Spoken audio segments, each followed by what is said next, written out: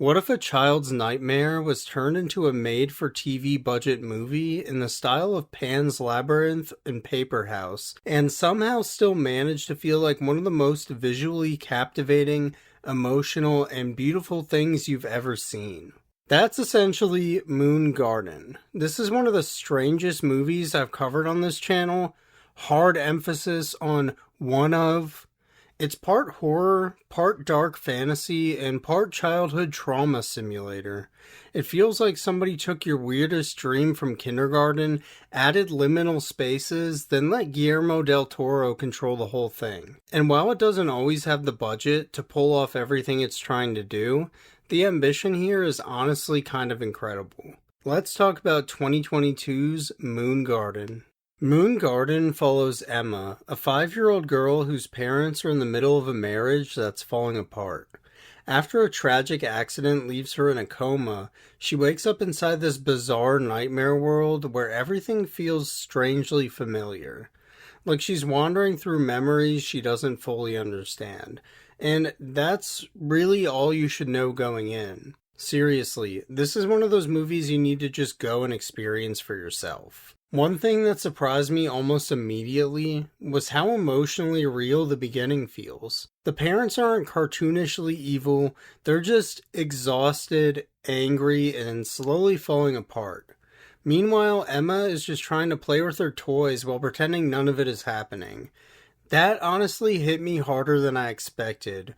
Maybe because I think a lot of us remember what it felt like being a little kid and hearing adults argue through the walls. You don't always understand what's happening, you just know something feels wrong. This movie captures that feeling incredibly well. And that's very much because of the liminal elements and just bizarre feel of it.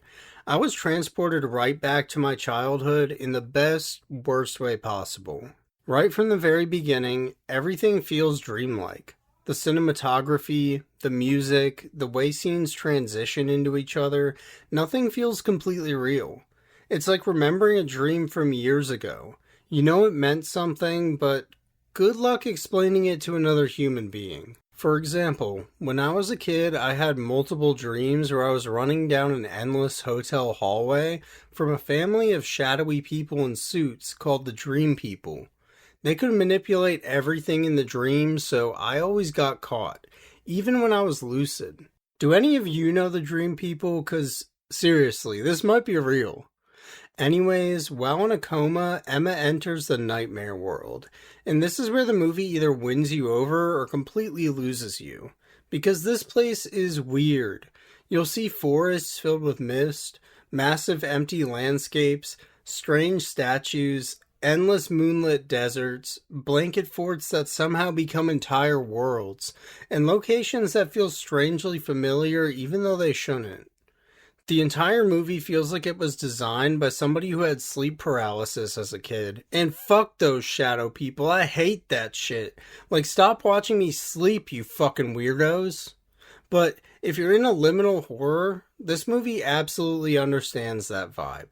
It constantly puts Emma in these huge empty spaces that feel abandoned, almost like she's walking through forgotten memories. It's creepy, but not because something's constantly chasing her, although we'll get to that, but because everything just feels slightly wrong.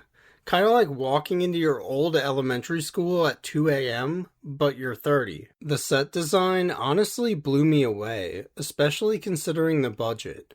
There were multiple scenes where I stopped thinking about the story and just appreciated how creative everything looked. Some of these environments are genuinely beautiful, others are deeply unsettling, and usually they're both. Unfortunately, the budget also becomes impossible to ignore sometimes. Like, the main villain chasing Emma has such a cool design.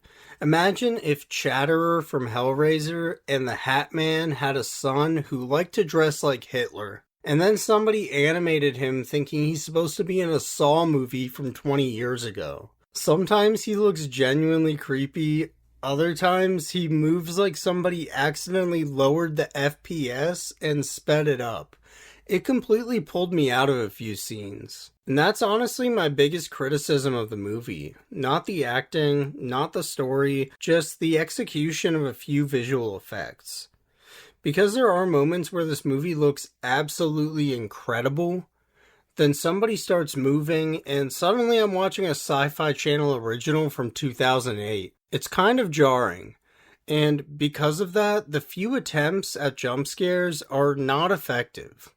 The table scene has great tension, but probably the most poorly executed jump scare I have ever seen. Also, on top of that, you have some scenes that are too weird, even for me.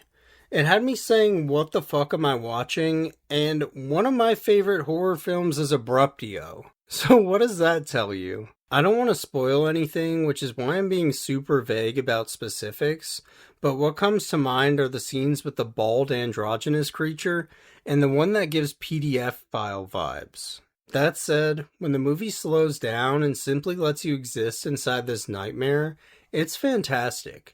There are scenes where Emma is just exploring, hiding, or listening to distant voices, and they're surprisingly tense at times, and the entire movie is extremely eerie and makes you feel unsettled. What I also appreciated is that the nightmare isn't random. Almost everything Emma encounters has some emotional connection to her real life. Objects, people, places, memories. It all feels symbolic instead of weird just for the sake of being weird. The movie actually rewards you for paying attention, but damn, is it a pretty emotional experience. You genuinely don't know how it's going to end.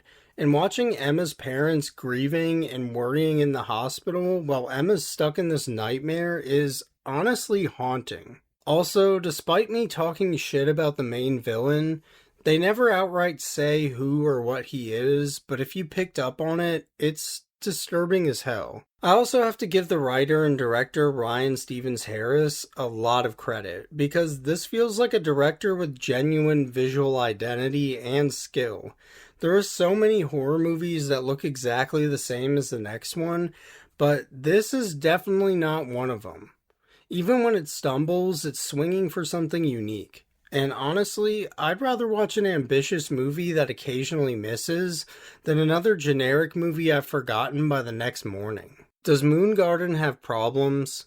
Definitely. You can absolutely tell this was made on a small budget. Some editing choices feel a little awkward. The creature movement doesn't always work. There are moments where it literally cuts for commercial breaks.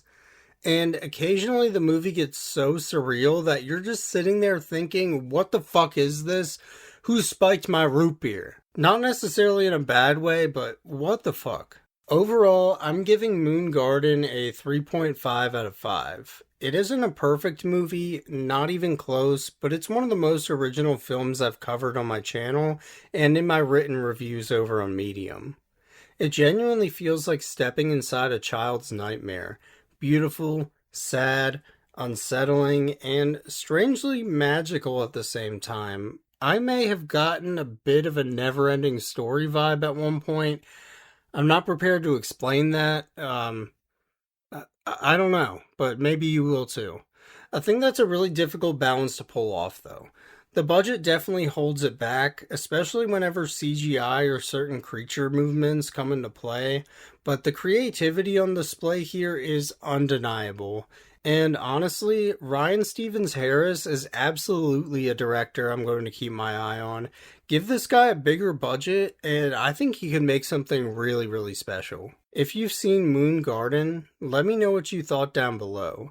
And I also want to ask this. What's the weirdest horror movie you've seen that genuinely felt like a dream?